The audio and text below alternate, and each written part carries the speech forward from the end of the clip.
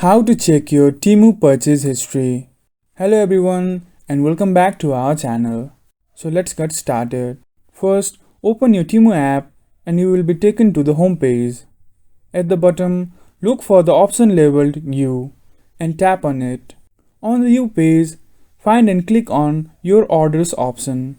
Here, you will see all your orders.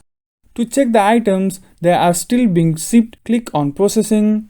To view items that have already been shipped, select shipped. For items we have received, click on delivered. To see returned items, choose on returns. Now go to the deliver section. Here you can access your purchase history. If you are searching for a specific item, click on self-service. You can search for your order using any of the following details: phone number, email address, order ID, or payment information.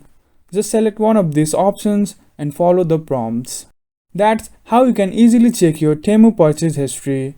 If you found this video helpful, please like, share and subscribe to our channel. Thanks for watching and I will see you again in the next video.